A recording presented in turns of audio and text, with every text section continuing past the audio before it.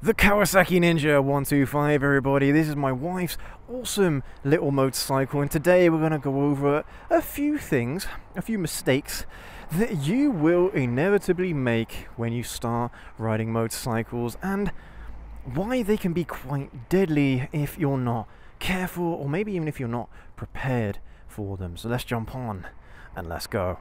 And believe me when I say 90% of riders will make these mistakes at some point in their riding careers, whether it's on their 125, the first bike that they buy and ride, or it could be their third or fourth motorcycle. But the very first one, and this is a doozy, is braking too hard. And what I mean by that is when it comes to like an emergency braking situation where you have to slow down, or you have to stop, at least slow down. And of course, because it's a desperate situation and you haven't got much time to think, a lot of riders will just jack on that brake, that front brake. And when you do that, the motorcycle will probably dive to the ground, even if it's got ABS, an anti-lock braking system, even if it's a more modern bike and it has that feature. As soon as the front wheel loses traction, you're no longer slowing down, you're no longer stopping. So one, braking too hard will lower your braking distance by quite a significant margin, but two, as you're going forward in a straight line, the whole reason why a motorcycle is balancing is because you're moving. As soon as the grip between you and the road stops, the bike can just fall over on either side. And I've seen this firsthand, even during like training practices and things like that on CBTs or even full licenses. Well, yeah, you're practicing emergency braking and someone just jacks on the brake far too quickly, far too hard, and it just dives to the ground. A very common mistake that a lot of beginner riders make. And unfortunately, at the time it was an R125, it was a very nice bike, and bearing in mind this was 2007, 2008, very long time ago. But yeah, this poor lad, he scratched up the whole one side of his really lovely looking R125. I was jealous of that bike, and he bombed it into the ground. Yeah, I do feel sorry for him. But yeah, it is one of those skills that is pretty difficult to learn, because obviously you don't want to put too much pressure on the brake whilst you're practicing and dive the bike into the ground. But it is a harder skill than, say, for a car. Because for a car you've got four wheels, and the worst that will happen is that you'll end up losing traction of the wheels and you won't be able to brake as quickly. Which is what ABS is for, by the way. It's designed to try and keep as much grip as possible between the tyre and the ground. But whereas on a motorcycle you're only on two wheels, you have to consider the movement at the other end of the bike, the top end of the bike where you are. Because yeah, the only reason why you're able to ride a motorcycle is because you have grip to the tarmac. If you don't, then it's just going to slide out from underneath you. It's pretty much what ends up happening. Because motorcycles are weighted they're balanced pretty well in terms of weight. As soon as they put the rider on top, it changes the way how the motorcycle handles itself. Especially, yeah. I mean, imagine how much extra weight is on the bike when you're sitting on it, and then think, well, what would happen if I lose all grip on my tires? Well, that's what happens. So yeah, just be careful when you're doing emergency braking. What you've got to do is known as progressive braking. So instead of just jamming on your fingers on the brake, and this is why I like to use two fingers, because it stops me from pulling too hard on the brake lever. But all you got to do is just get your fingers quickly to the lever, start applying brake pressure gradually but firmly. Gradually but firmly. And you'll have a lot more control of the bike. much more control of the brake force, the brake pressure, I'll see if I can find somewhere to demonstrate. At the moment there are cars behind me. But what I'll do, I've got a video of me doing that on the ZX9R, so I'll bring that up now so you can see what I'm talking about here. Progressive braking. It's one of those skills that is absolutely vital, and unfortunately here in the UK, at least not when I did my test or any of the training, they didn't teach you any of that. They just said, this is front brake, this is rear brake, use them. Pretty much. They really didn't go into any detail into how the brake should be used, and that's how these mistakes happen. The next critical error that a lot of riders make is going too fast around bends. A very common one. But surprisingly enough, for the most part, it's not actually because you're going too fast around the bend. Yes, it is easier to navigate. Bends are easier to navigate if you are going a little bit slower. But more often than not, it's actually because the rider doesn't know how to make the bend going at that particular speed. So guess what? Slow down. That is the easiest piece of advice I can give you. Slow down when you're approaching bends. Trust me. If you want to learn how to go through bends quicker, go on a track day and you'll learn it pretty damn quickly. But the one thing I think that most people forget when they're in a situation like that, they're going too fast around the bend, they don't think they can make the bend, so they start applying their brake, and they know that the bike is going to stand up naturally when they're applying the brake, so you're no longer turning. What you've got to do is balance the front brake, so you're slowing down a little bit and leaning the bike over as much as you can. Now, I don't know about you, but I'd prefer to lean my bike over and let the bike drop on the ground than go off the road and crash into a wall or go down some bank or something like that where you've got no idea what is on the other side. You know what I mean? I prefer to just lean the bike over as much as I can, and if I need to, just drop it. But for the most part, you'd be surprised how far you can lean a motorcycle over. Even a 125 like this, you'd be surprised how far you can lean it over and it not drop. Because remember, if you're going too fast for that bend, the likelihood is that you're going fast enough to lean the bike over further. So as long as you keep that in mind, it is a skill, and it is a very difficult skill. I'm not very good at it. Leaning the bike over, right over, I'm not good at it. Some bikes are better at it than others, like cruisers for example. They don't lean over that well, but they can still lean over quite a fair distance, more than you think. So if you ever find yourself in that situation, I know it's quick thinking, and a lot of it comes down to instinct at the end of the day. If you know that you're going too fast on approach to a bend, counter steer, dart the bike in, keep your hand on the brake, trail braking as well, so foot on the rear brake, get a little bit of pressure on the front brake, not much, because like we kind of discussed earlier, it would make it a lot easier to lock up the front wheel if you're not careful. Alright, so just put a little bit of pressure on it, counter steer, and lean the bike over. That's one of those skills actually, again, that motorcyclists really don't learn about, is counter steering. You really don't have to be going that quick for counter steering to make a difference, and it moves the bike very quickly. You know, all I got to do is this, and the bike will lean over to the left. You see that? I push the handlebars over to the right, and the bike leans to the left. Same if I do it this way. Alright? If I push or pull on the handlebar to the left, the bike wants to move right. And you don't have to be going very fast to do that. And that is how you dart in a motorcycle quicker, is to counter steer. Alright? It might sound very counterintuitive, pardon the pun, but honestly, that's the best way you're going to be able to lean the bike over further than you ever thought you could. And to be perfectly honest with you, this is something you can practice in a car park. You find a nice open car park, going less than 20 miles an hour or so, and see if you can dart your motorcycle around bends really quick. See if you can lean it over a little bit. See how far you can lean it over.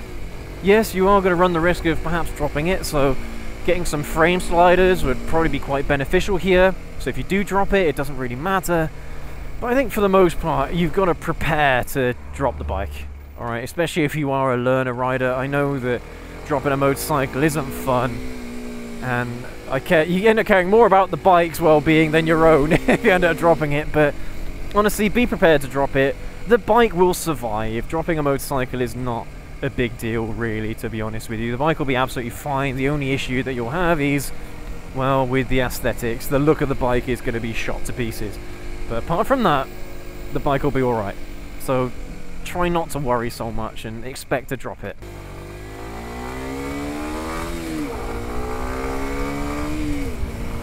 The next one, everybody, is understanding where you are on the road. So if you didn't know, positioning on the road is really important.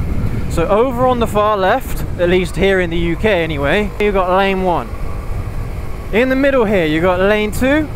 Over on the far side, you've got lane 3. More often than not, and this is the kind of practice that I do, alright, but there are differences in opinion about which lane is the best lane to be in. More often than not, you're going to be sticking to lane 2 because you're just going in a straight line, alright? If you're going around a right-hand bend, sometimes best practice is to go over to lane 1 to see what's going around the bend, or if you're going around a left-hand bend, go over into lane 3 so you can get the most distance possible that you can see. But for me, the place where I like to be is in lane 3. You get a lot of people saying lane 2 is best. For me, lane 3 is best because more often than not, here in the UK at least, you're going to get the most amount of distance. I think it does apply if you're on the other side of the road. So 1 is closest to the curb, 2 is in the middle of the road, 3 is towards the middle of the road. All right, this is where I like to be. It might seem a little bit more dangerous because you're getting closer to the cars that are whizzing past you in the opposite direction. But for me, this is where I get the most visibility. In this lane, this is just my riding practice. All right, it's up to you if you want to follow it or not. But I'm always one of those riders that's quite assertive. I'm always looking to overtake. So the only way you're going to overtake is if you're in lane 3. So this is why I like to be over on, well, as close to the middle of the road as possible, because I get the most amount of vision. And even if you're riding, you're looking to filter, and say, I don't know, you've got a left-hand bend coming up, sometimes you have to go into the opposite side of the road. Oh dear, there's water. Sometimes you have to go on the opposite side of the road to get a little bit of extra vision so you know it's safe to filter. That is a practice that I've seen being taught in advanced riding schools. Alright? It's actually going into the opposite lane to see what's coming so you know what to expect. And I think a lot of that is what lane positioning is for, is to try and anticipate as best as you can what is coming towards you. Another reason why I like to filter as well, because I get to be at the head of the traffic and there's no cars around me blocking my vision. That's why filtering is a really important practice for me. If you're a motorcyclist and you're not filtering, honestly, and it's legal in your country, you really should be doing it. It's not just to get it's from A to B quicker. All right, there are practical benefits to it and safety benefits to it as well. Being able to see the open road and not having any cars obstruct your vision, really important. So earlier we mentioned about overtaking. Another mistake that you will make is trying to overtake when you don't have enough room to make the maneuver. So where there's a bend coming up, or whether there's traffic coming at you from the opposite direction, you try and make the overtake, but you either on a little bike like this, so you don't have the power to do it, to make it happen, or you simply just misjudge the gap that you have. Now, for example, cars that are coming towards you, if you've got an obstacle like a bend or something like that, that's quite easy to predict. But it's even harder to predict the gap when you've got cars coming towards you. Because remember, if I'm traveling at 30 mile an hour in one direction, they're traveling at 30 mile an hour in the opposite direction, you're actually coming to meet each other at 60 mile an hour by the time you cross. So cars actually travel much faster going the opposite direction, which makes it harder to anticipate, harder to figure out how much room you actually have to make the maneuver. And distancing, very difficult to gauge distancing when you've got cars traveling in the opposite direction. So make sure the road is totally clear. I know that here in the UK that isn't always all that practical because roads bend, twist and turn in so many different ways. But sometimes when it comes to overtaking and being safe when you do it, you just got to be patient. But yeah guys, make sure that you have enough space to overtake. And to be honest with you, make sure you have triple the amount of space that you think you need. Maybe even quadruple the amount of space you think you need. If you're on a more powerful bike, it's not really a big deal because you know that you're going to be able to make the overtake because you're going to be able to put that power down and you'll be past it literally within 1 or 2 seconds. Less than that. If you're on a smaller bike, that is significantly harder to do. You're more than likely going to have to downshift, and then when you're in the middle of the overtake, upshift as well to try and get past traffic if you're on a 125 like this. Very, very difficult maneuvers to do, but I have done them before on the 125, on the Ninja 125. It can be done. But just make sure that you give yourself plenty of space. Plenty of space.